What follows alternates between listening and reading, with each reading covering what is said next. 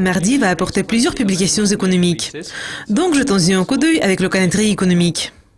Le baromètre économique KEF de la Suisse pour août est la première publication et elle va paraître à 7 heures. L'indice a légèrement progressé en juillet, suggérant que l'économie suisse est assez résistante aux perturbations climatiques mondiales.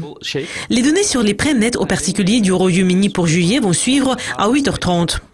Les crédits aux consommateurs ont continué à progresser en juin et à un rythme plus rapide qu'un gain de 4,5 milliards enregistré au cours du mois précédent. L'IPC préliminaire de l'Allemagne pour août, qui est bien surveillé, va suivre à midi. Le taux d'inflation annuel augmente depuis 3 mois.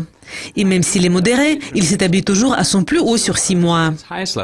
L'indice des prix à la production du Canada pour juillet va suivre à 12h30 GMT. L'indice progresse depuis 2 mois ayant inversé une baisse de 3 mois.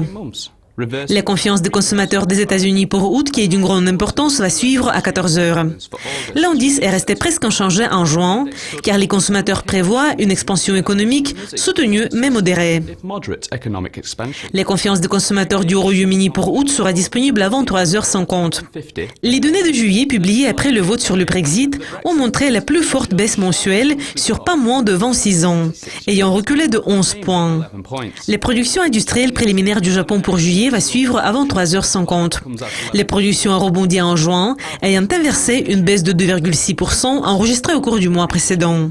La confiance des entreprises de la Nouvelle-Zélande pour août va suivre à 1 heure. L'indice a reculé en juillet, mais il reste bien dans le territoire positif. La publication suivante va paraître à 1h30, et c'est celle des crédits au secteur privé de l'Australie pour juillet. En juin, les données se sont affaiblies plus que prévu, après un gain de 0,4% enregistré au cours du mois précédent. Les mises en chantier du Japon pour juillet vont conclure l'ordre du jour à 5 heures. Le nombre de mises en chantier a chuté en juin pour la première fois sur 6 mois. Je m'appelle Kayas Khalil. Vous avez regardé le calendrier économique pour mardi 30 août.